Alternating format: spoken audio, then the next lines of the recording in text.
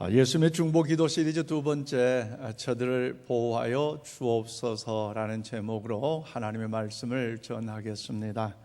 사랑하는 우리 인천 신광 가족의 모든 여러분들, 특히 현장에 나오시 예배하시는 성도 여러분들과 온라인 가운데 예배로 참여하신 모든 성도 여러분을 이 시간 축복합니다. 하나님의 은혜와 평강과 권능이 날마다 넘쳐나심으로 하나님의 선한 역사를 위해 승리의 삶을 살아갈 수 있기를 주님의 이름으로 축원을 드립니다. 일반적으로 가을은 흔히 천고마비의 계절이요 혹은 수확의 계절이라고 이야기를 합니다. 그런데 여러분, 신앙적으로 가을은요 무엇입니까? 기도하는 달이에요. 아멘이십니까? 그러므로 여러분, 요즘 무엇을 또 어떤 제목을 가지고 하나님께 기도를 드리고 있습니까?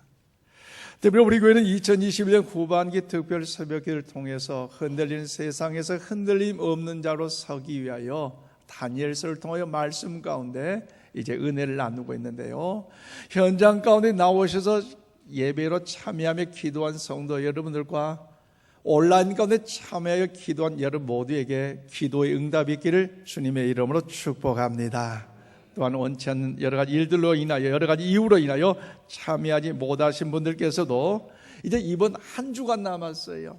여러분, 현장에 오시든지 영상 가운데 참여하시든지 우리가 더 힘써 노력하셔서 흔들리는 세상에서 흔들림이 없는 서가는 일에 여러분의 결단이 새로워지고 기도의 응답의 역사를 누릴 수 있기를 주의 이름으로 축복합니다. 오늘은 예수님의 중보기도 두 번째 시간입니다.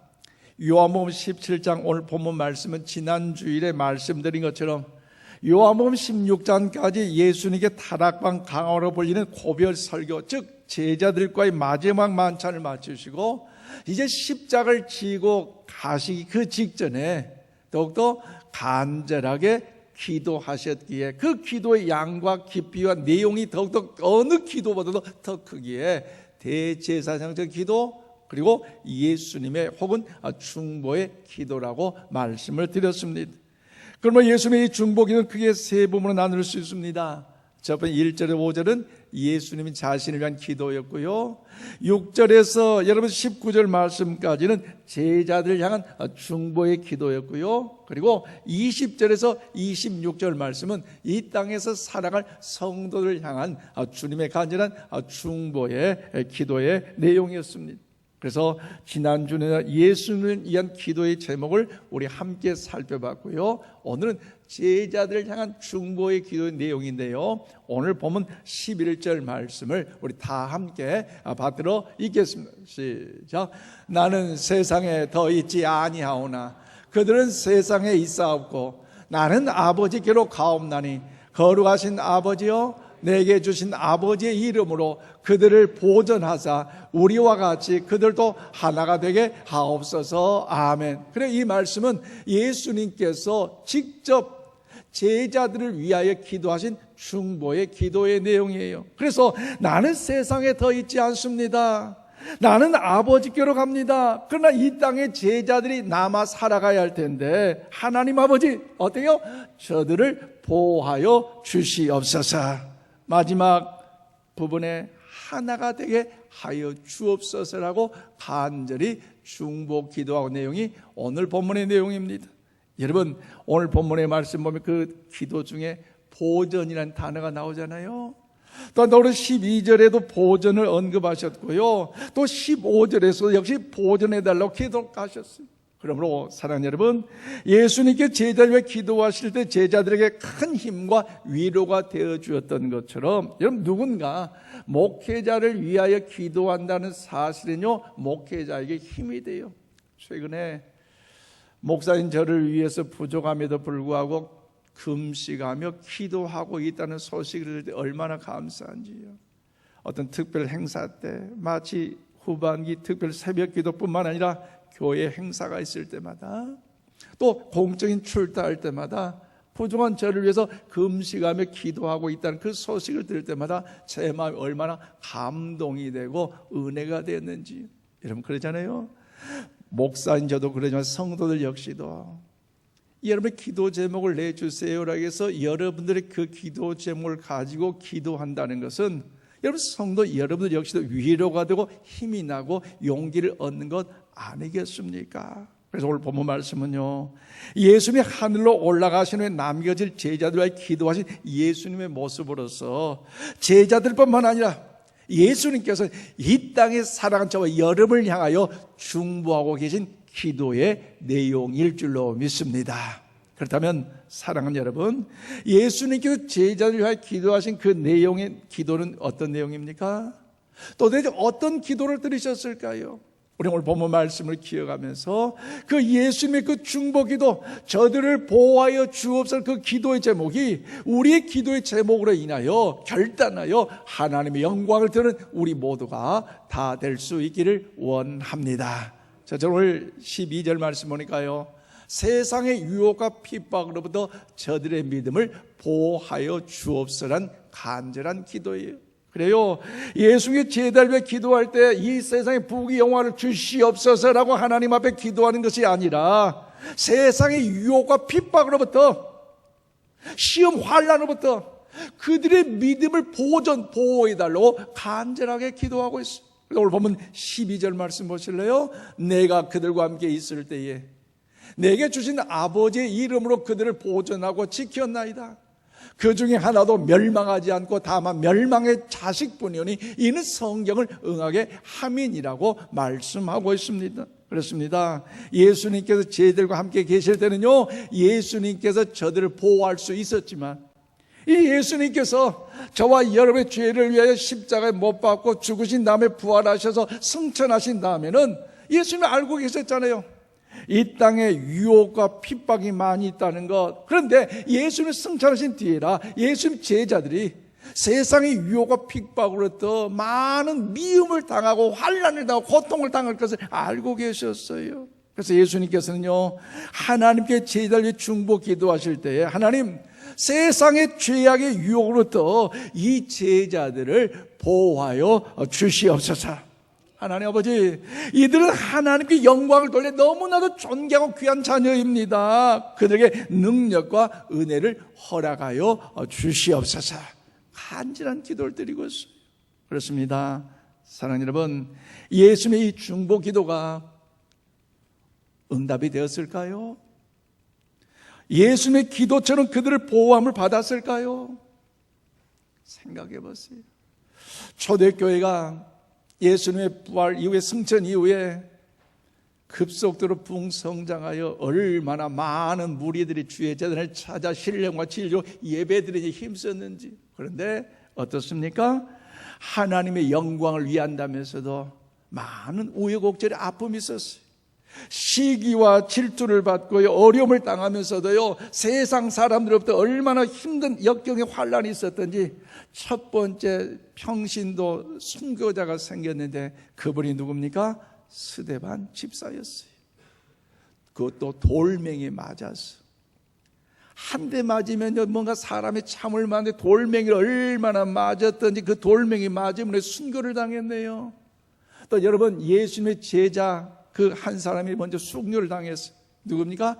야고보 사도였어요.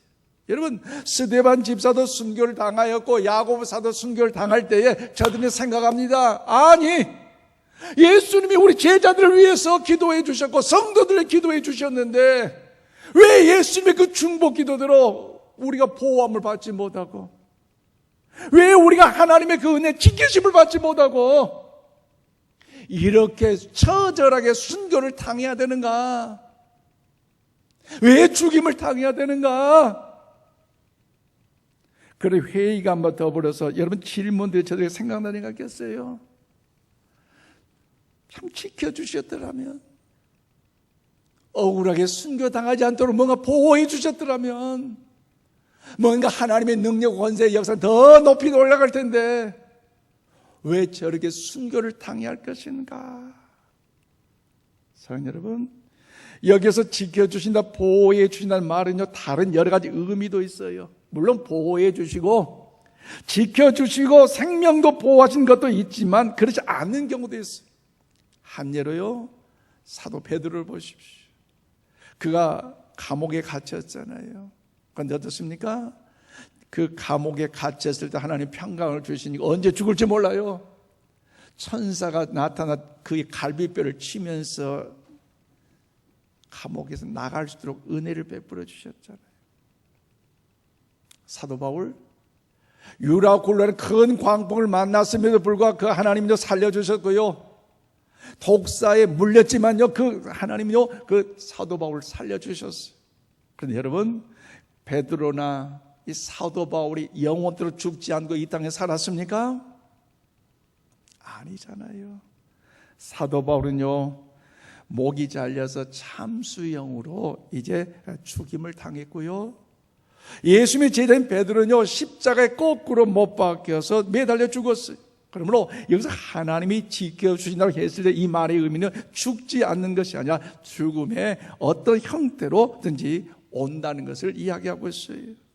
그래서 여기서 지켜주신다 보호의 의미는요 고통을 겪지 않게 해주신다, 빨리 죽지 않게 지켜주신다는 의미가 아니라 그 상황에서 어떤 모습으로 하나님 앞에 갔는가의 의미에 초점을 맞추고 있습니다. 여러분, 초대교회 스데반 집사를 보세요. 어떻습니까? 억울하게 돌에 맞아 죽어가는 그 과정 속에서 천국을 보았어요.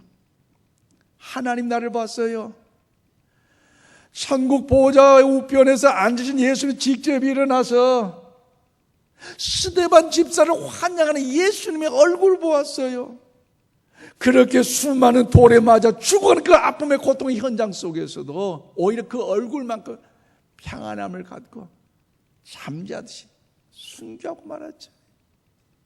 베드로 보세요, 야고보 보세요. 어떻습니까? 야고보 사도 예수님의 제자 첫 번째 순교자가 됐어요. 그들 모두 하나님의 영광을 보았고요, 교회 확장을 보았고요, 그래서 순교자가 됐습니다. 그러면서 중요한 것은요 하나님께 대한 믿음은 잃지 않았다는 겁니다. 비록 예수를 믿음으로 하나님의 자녀가 되어 믿음으로 살아가는 일로 인하여 고난이 왔고 핍박이 왔고 환난이 왔고 시련이 왔음에도 불구하고 그 세상과 믿음과 바꾸지 않았어요. 믿음을 지켰어요. 그로 인하여 기쁨을 얻을 수가 있고요, 믿음을 지켰기에 복음을 지켰고요, 하나님의 말씀을 지켰습니다. 그러면 하나님께서 저들을 보호하여 주신 줄로 믿습니다. 여러분, 오늘 보면 14절 말씀 우리 다 함께 읽어볼까요? 14, 시작.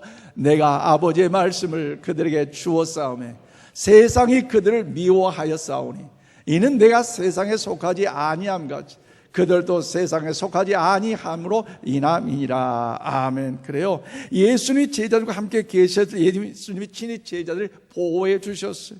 그런데 이제 예수님이 제자를 곁을 떠나 하늘로 승천하신다면 제자들 어떻습니까? 이 땅의 수많은 유혹과 핍박 속에서 미움의 고난을 받게 될 것을 예수님요 말씀하십니다.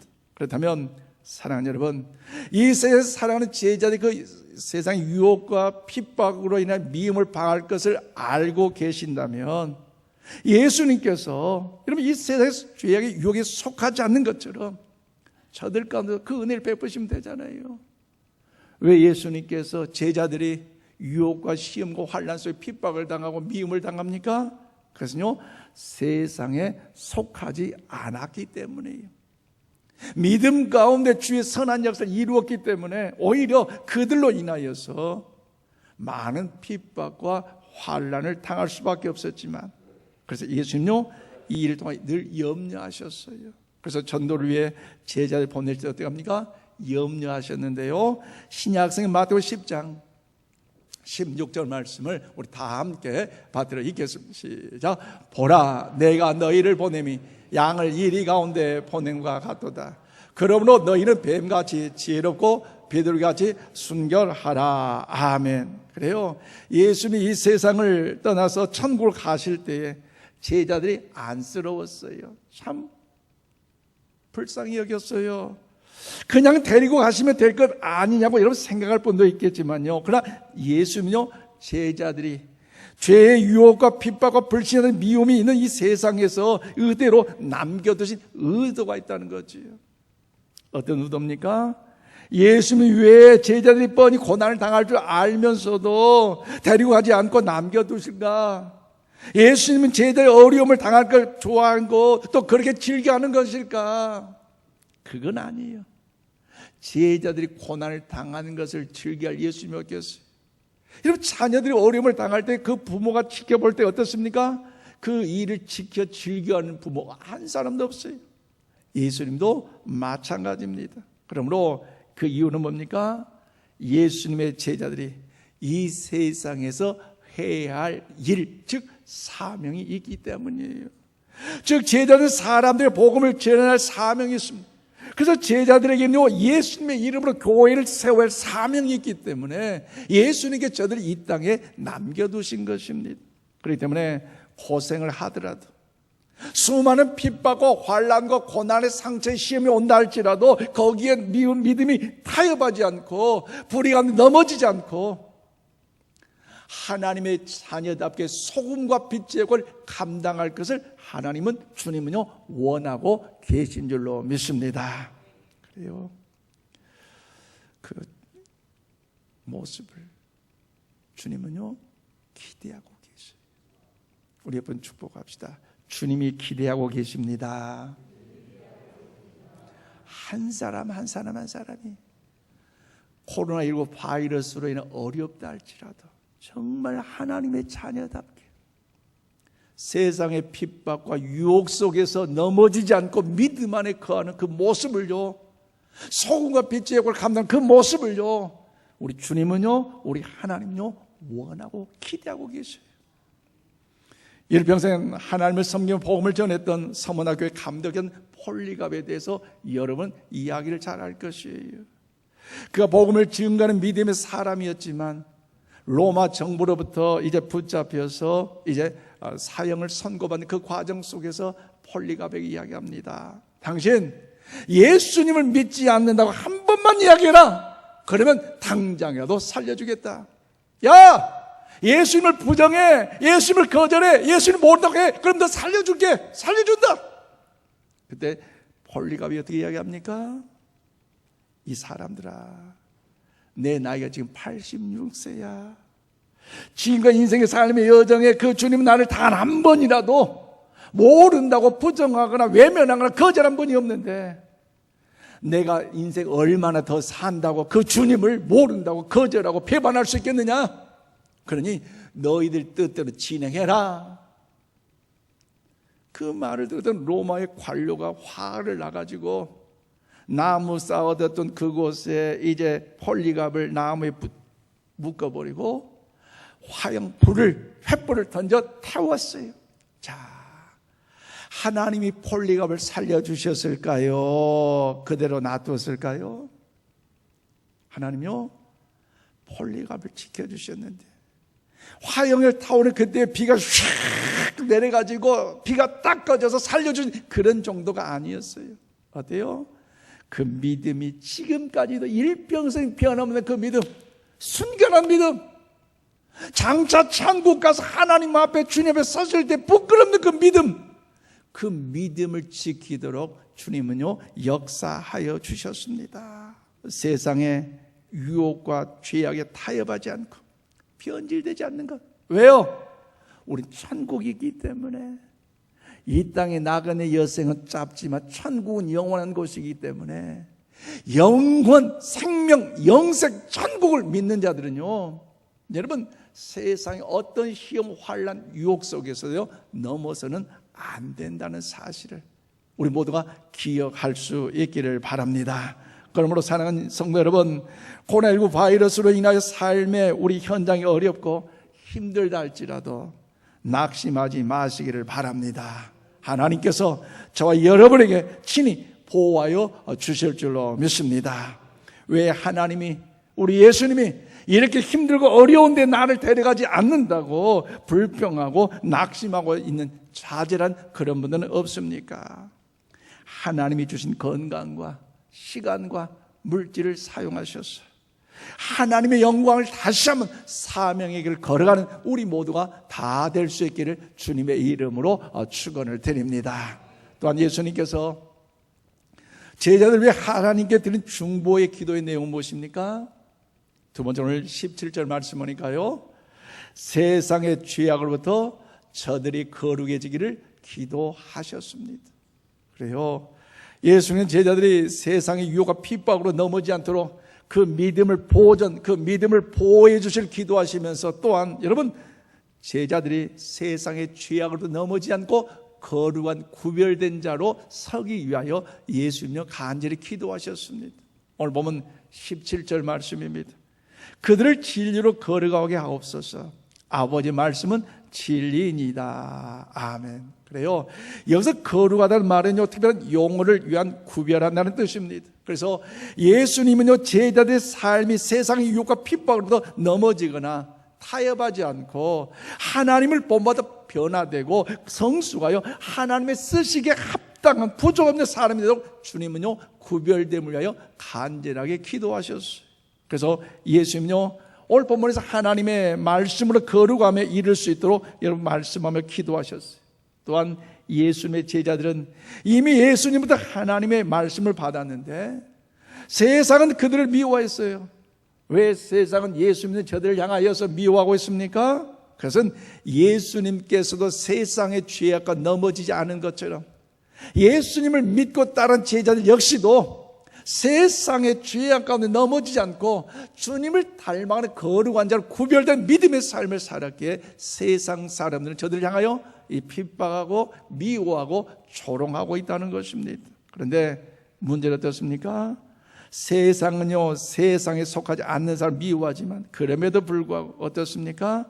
하나님이 우리와 함께 하시기에, 저 영원한 천국이 오늘 저와 여러분의 것이기에 강하고 담대하게 이겨나갈 수 있기를 바랍니다. 물론 여러분, 더욱 주님의 은혜 안에 간다는 것, 우리 세상 삶을 살아가면서 세상과 짝같지 않고 구별된 거룩에 살아간다는 것 힘들어요. 그러잖아요. 어려워요. 그럼에도 불구하고 하나님의 자녀요, 천국 시민권을 가진 소유한 우리이기 때문에 뭔가 구별되고 거룩한 자로 살아가야 되지 않겠습니까? 코로나19 바이러스 보이지 않지만 두려움이 있는 것, 믿는 자는 믿지 않는 똑같을 거예요. 그런데 믿는 자와 믿지 않는 차이가 뭡니까? 믿지 않는 자들, 그로 인해 불안하고 염려하고 떨고 심지어 방황한다 할지라도 우리들만큼은 그 주님이, 그 하나님이 나와 함께 하시고 보호하시기 때문에, 할렐루야.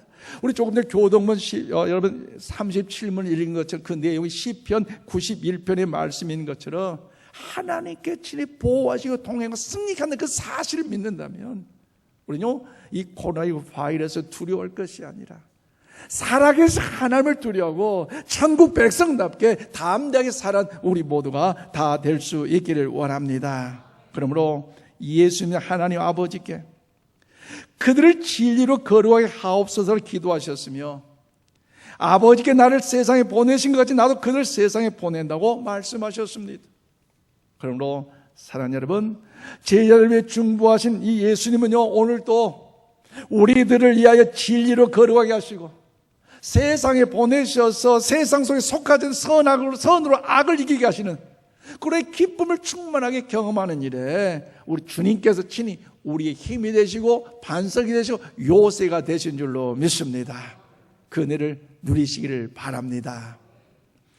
모건 스코펙의 평화 만들기엔 책이 있는데요, 그 책에 보면 이제 랍비의 선물이라는 이야기가 있습니다.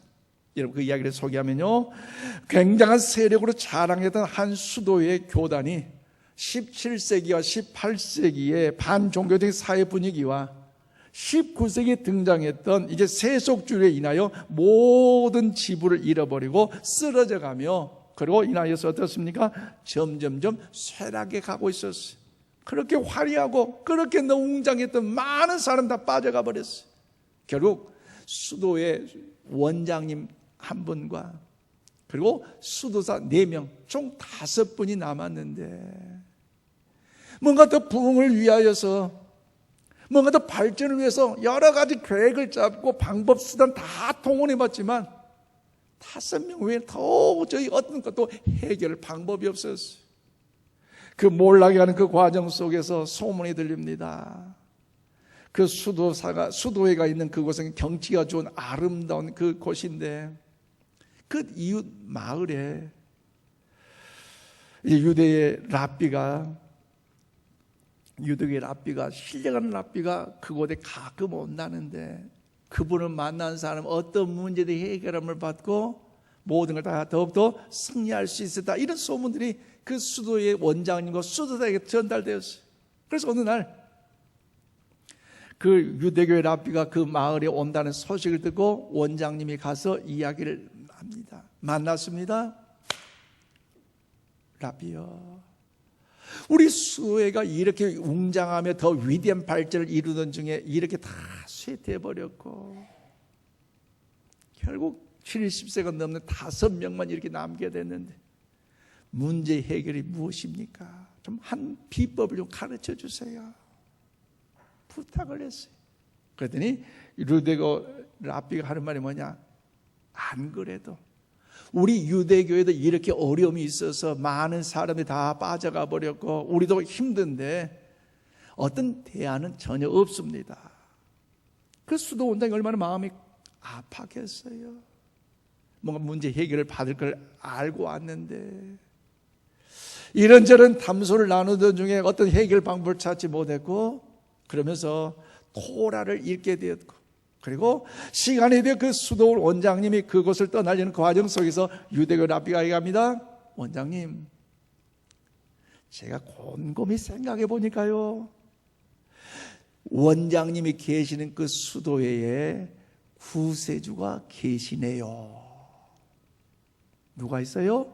구세주가 계시다. 이 말을 들었지. 이 수도 원장은요, 그곳 걸어오면서 생각, 구세주가 있다. 원장 나와 수도사 4명뿐인데 구세주가 누굴까? 돌아와서 수도사가 이렇게 이야기합니다. 사실 여차저차해서 정답을 찾지 못했는데 그분이 우리 이곳에 구세주가 있다는 이야기를 했어요. 그 말을 듣던 수도사의 모습들이요, 달라졌어요. 그동안 내가 수도원의 원장이 되고자 원장님의 단점을 찾는 일에 혈안이 됐고 실수 그 자체를 찾는 일에 노력했는데 혹시 원장님이 구세주는 아닐까? 단점보다는 장점을 찾고 축복, 격려, 위로할 수 있다는가? 또 수도사들의 관계도 달라졌어요. 이전에는 원장님의 칭찬받는 사람이 저 수도사였는데 저 사람의 허점이 무엇일까 찾는 데 혈안이 되어서 시기하고 질투하고 그로 인해 분쟁을 일으켰는데, 내가 또 어떻게 하면 원장님을 칭찬받고 또 위대한 이곳에 수도 제2의 원장이 될까, 그 목표를 가지고 살았는데 내가 만나는 그 수도사 이분이 혹시라도 구세주는 아닐까 생각이 되니까요, 말이 달라지고 행동이 달라지고요, 모습이 달라져요. 한 사람 한 사람이 과연 이분이 과연 구세주일까 생각하면서 섬기면서 절제하고 인내하고 거룩함으로 승화되어 나갔더니 그곳이 아름다운 경치가 있는 곳이라 많은 사람들이 인산이래로 여행을 왔는데 수도 원장님과 때로는 수도사님과 대화를 나누는데 이전의 모습이 아니에요. 이전의 대화가 아니에요.